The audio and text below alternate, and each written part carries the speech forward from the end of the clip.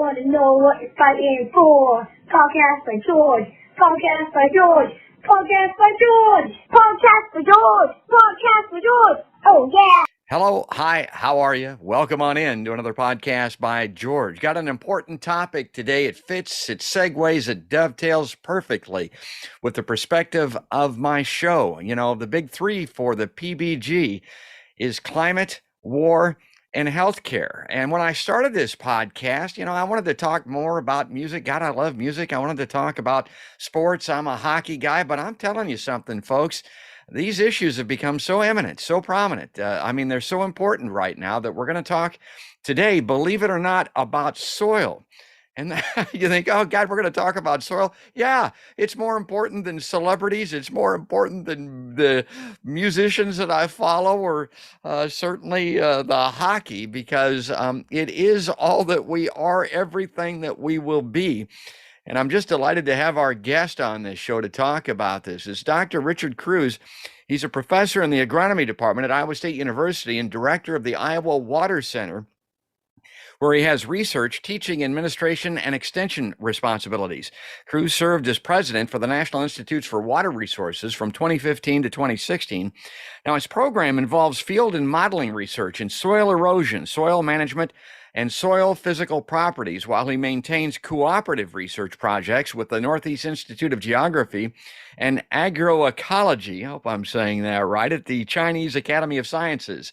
These cooperative projects address the soil erosion and soil management effects on soil physical properties. He also teaches advanced soil management in the Iowa State University Agronomy Graduate Program, meets with diverse audiences to address soil management, soil erosion, and water quality issues, and of course administers the Iowa Water Center. Now that's the long form bio, but it's first time on the show for him. Let's welcome him on in. Doctor, welcome to Podcast by George.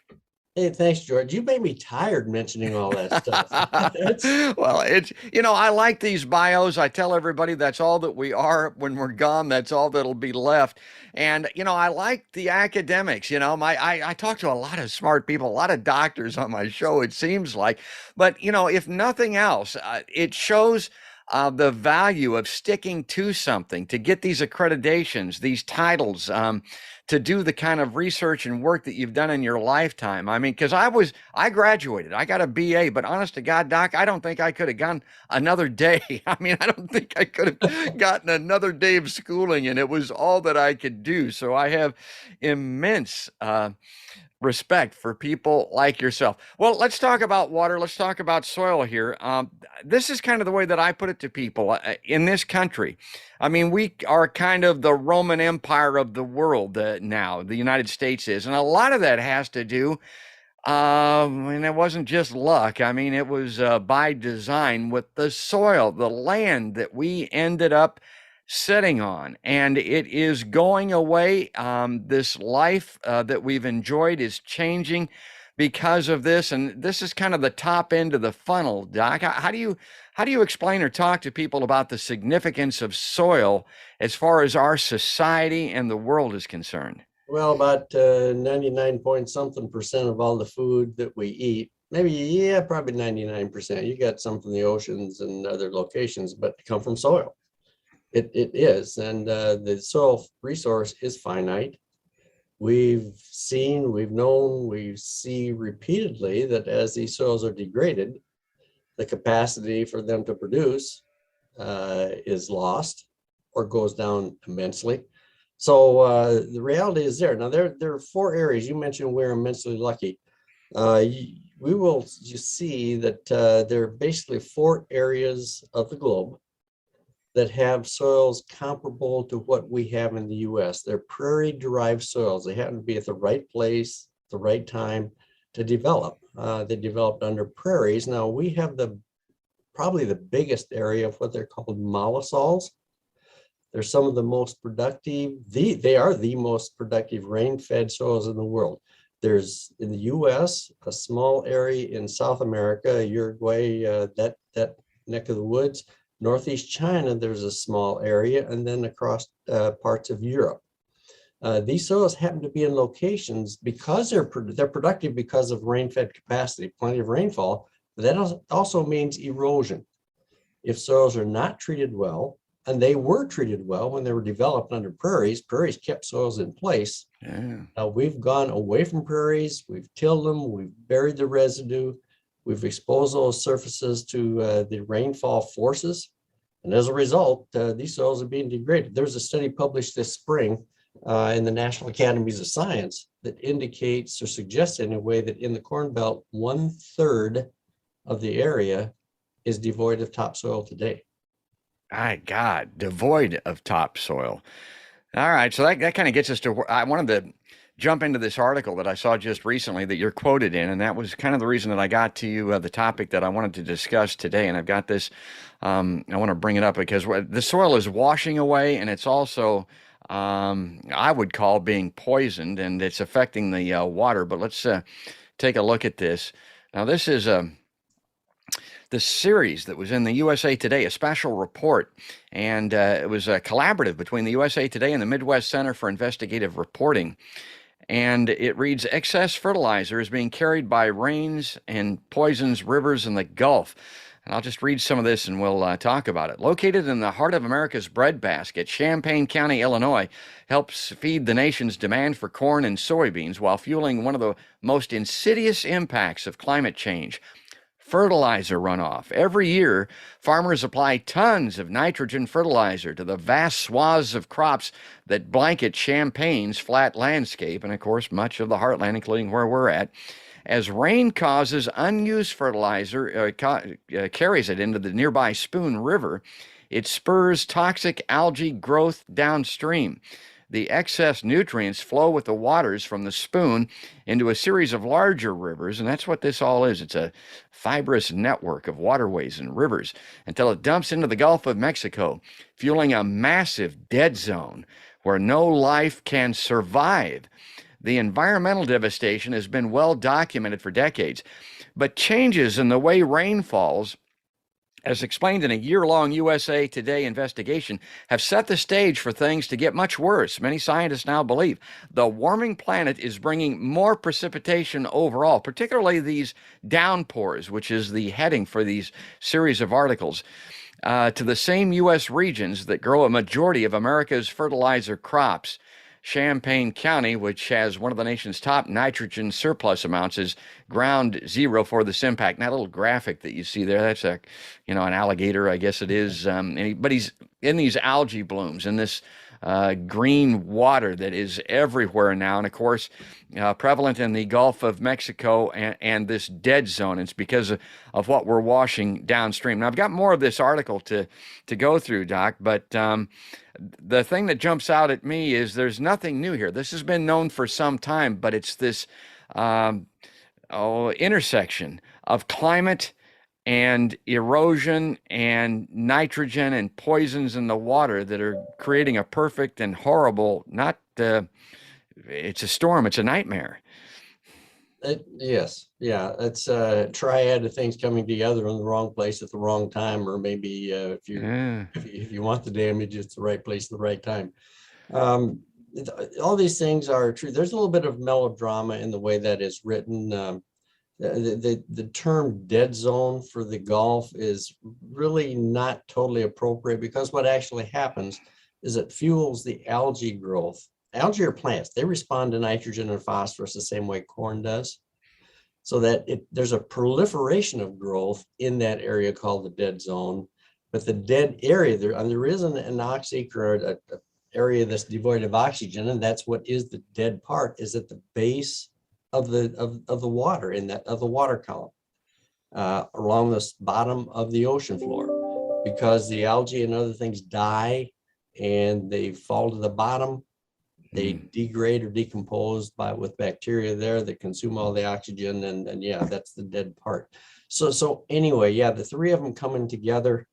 There's another part of there, and that's population growth and demand for agricultural products. If farmers weren't making money big time right now, or were forced to make more money, they wouldn't be applying the fertilizer rates that they are. There is a driving mechanism that causes them to do that. Now take the step further, not only is the negative impact of rain impacting or affecting Champaign County, Yeah. these other areas of the globe that I'm mentioning are having the same type of erosion effects and loss of production capacity. As you lose production capacity in other locations, what happens to the prices of crops? If the demand goes up, they go up. Good. Yeah. As the price goes up, how do we as humans respond to that price signal? We try to produce more. And so far, nitrogen fertilizer has been a cheap insurance policy. Yeah. If you don't apply enough, you know you're going to lose yield. If you apply too much, it's not going to hurt your yield. It's not going to hurt much. Yeah, as far as the yield is concerned, and now we've got that in that article too. Let me bring this back up, and you can talk through that. So, I mean, that's an interesting way to put it as an insurance policy. The USA Today and Investigate Midwest analyzed spring precipitation data and nitrogen levels between 2014 and 2020 in that Spoon River that we talked about.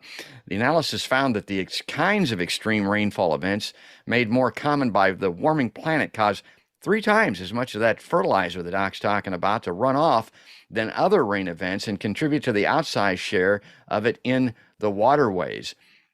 Here's this information on that dead zone that they're calling that Doc says is, yeah, it kind of is, kind of isn't. 6,330 square miles of water. And he talked, Doc, I didn't realize this. I would never have thought about that with these algae blooms. But part of the problem, and this is really important for the climate, is that the blooms also emit methane. The EPA recently found the emissions from blooms could grow 30 to 90% in the next century. What does that mean exactly? Well, if the blooms increase in size and intensity, the capacity for them to emit things that we don't want emitted, in this case, methane, will also increase. So, and then you've got the warming effect. As the planet warms, water warms, and chemistry is a temperature mediated activity. And the conversion of the biology that's occurring relative to the algae blooms is also temperature mediated. So as temperature rises, these things happen more rapidly, and you simply get more of what you want or what you don't want. In this case, methane is something we don't want, but that's going to be part of the temperature rise. All right. Biology and chemistry, well, they're tied together, but they are temperature mediated. It's a devastating feedback loop. It says algae blooms contribute to global warming, which increases rainfall and then exacerbates fertilizer runoff. So here we're going to the part that the doc was quoted in. Despite the problems, there is little government regulation of fertilizer application and management. Most people are unaware of that. This stuff is, it's hazardous for one thing. I mean, people don't realize what a hazardous profession farming is, but these fertilizers, they're not really overseen the way that I would think. Unlike with pesticides, farmers can use as much fertilizer as they want and face no fines or penalties for exceeding safe amounts. And regarding the application of chemical fertilizers and manure would be difficult regulating that, said Dr. Richard Cruz, our guest today. You would have to police virtually every acre that's farmed. Governmental attempts to do that have been consistently opposed by agriculture groups like the American Farm Bureau Federation. Okay, Doc, when I see that, I'll tell you what I think of, what it reminds me of. Man, what the Farm Bureau wants, particularly in this part of the world, it has a tendency to get. It reminds me of, the Godfather, when Hyman Roth was down there dividing up Cuba, talking about the families. He said, we're bigger than U.S. Steel.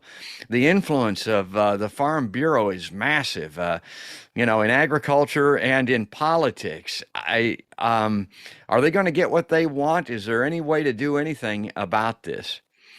There's probably, they're going to get what they want. And part of that is the U.S. has been built on landowner rights. It's just the way it is. If you own land, you can do just about whatever you want. I mean, there's some limitations in terms of your impact on your neighbor, but you're allowed to. You can do what you want.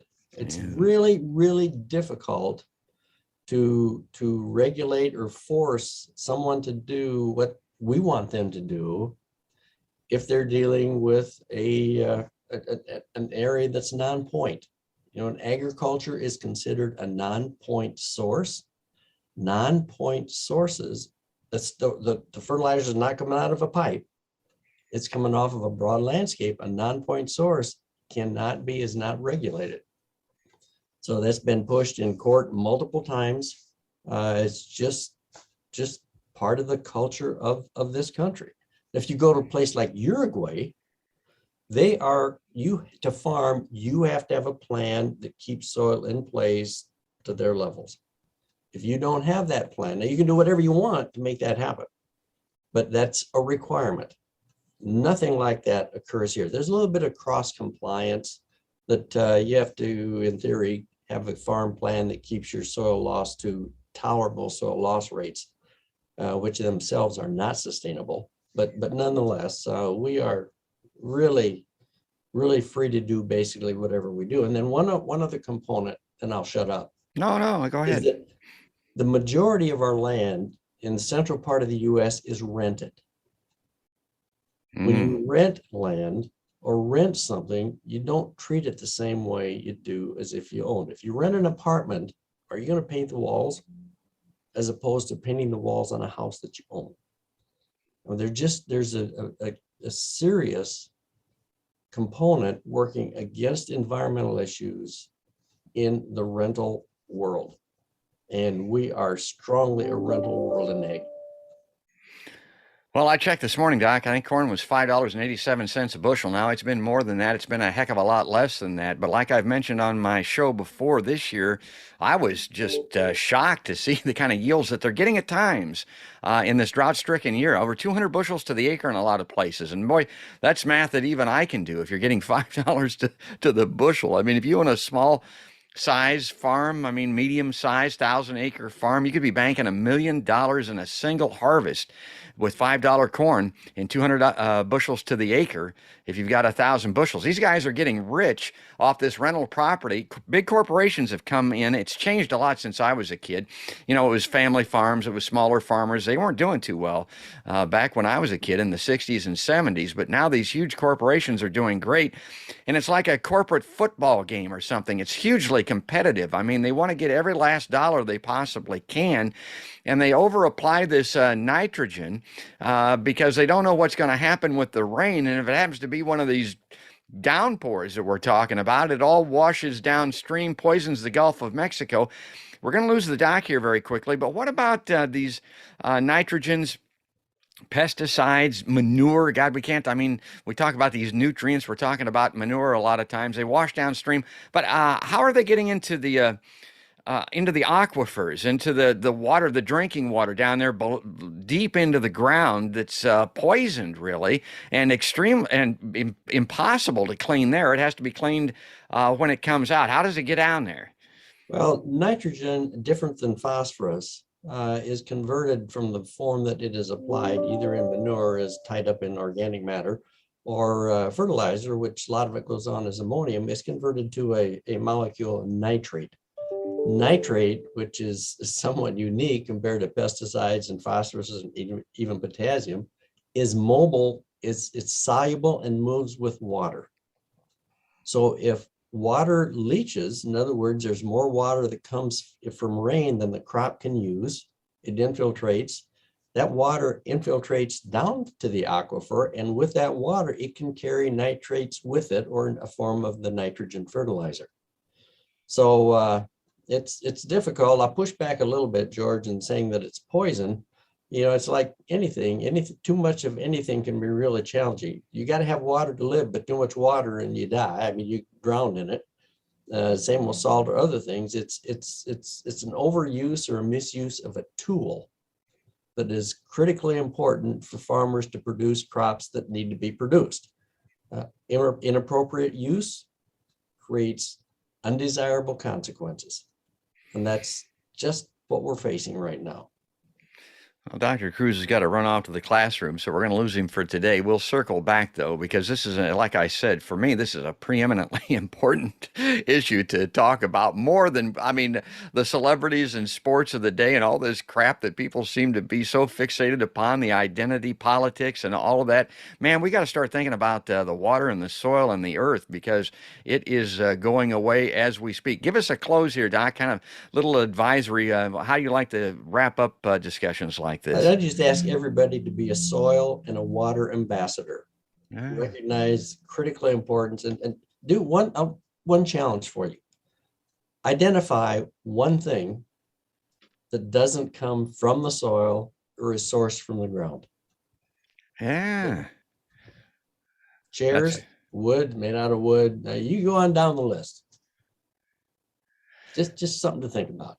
Well, that is something to think about, and that is a great close, and we got to send him on his way. Folks, that's Dr. Richard Cruz.